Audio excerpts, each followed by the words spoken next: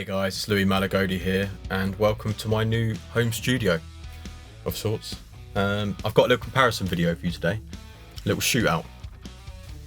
I have in my possession a Maestro Echoplex from about 75, 76. These were famously used by Joe Walsh, Jimmy Page, Eddie Van Halen, loads of other guys throughout the 70s. It is the OG tape delay unit for guitarists. I also have the Belle Epoch Deluxe. This is Catalinbread's take on the Echoplex. So we're going to see how close this gets to the real deal. Now we're going to run everything through my SL67 today, Suhr by Suhr. We're going to do a few comparisons. We're going to run it clean and see how that sounds. We're also going to use the Analogman Prince of Tone. We're going to place this before the Belle Epoch and the Echoplex, and then we're going to put it after to see how it sounds either side of Overdrive. And then we're going to crank up the SL67 and go for that Van Halen sound, see how they both respond to that. I'll be showing some frequency graphs. We're going to compare the famous preamps in these, and it should be a lot of fun. If you like this kind of content, please consider subscribing and liking the video. That would help me out much. And yeah, let's get straight to it.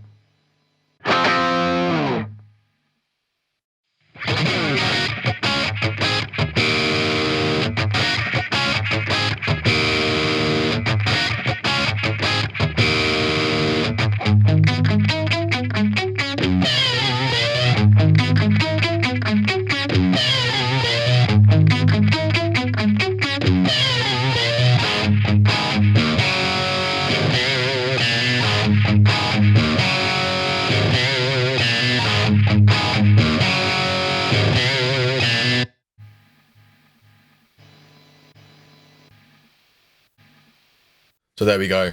They are the differences, if any. That was as apples to apples as I could get it. We used the looper to loop the performance. The only thing that changed in the signal path each time was the Echoplex, the Belle Epoch, or neither. The delay sound I matched as close as I could. It's so close. The actual delay is so close. By the end of it, I could not tell the difference. I wouldn't be able to tell the difference in a blind test. The preamp, slightly different story. I think there's definitely a mid push to the Echoplex. We all know that. But the Belle Epoch also has this mid push, but it has slightly more bass, slightly more low end. The Belle Epoch sounded slightly darker compared to the Echoplex. I'm not too sure whether it's not shaving off high, maybe it's just not boosting the highs. Not too sure. I mean, the graphs somewhat show what I hear. The graphs aren't the most scientific way of doing it. The most scientific way of doing it would you'd run white noise out into the Echoplex and record that and then show the differences. The graphs are, I couldn't do that though because I was getting some ground issues. The graphs are the average frequency response of that section played. So, but they show, and it's post mic as well. They do show what's happening to the overall sound though, but it's post mic, so a little bit different. We did have some issues. The delay was picked up by the pickups when I was tracking the loop. So in the dry section, that's why you heard a little bit of echo. And then also the Echoplex does leak some delay, even when the echo is set to 0. Some of it still comes through. The Belle Epoch also does this when the pedal's off in trails mode. You still get a little bit of that leakage to emulate the original.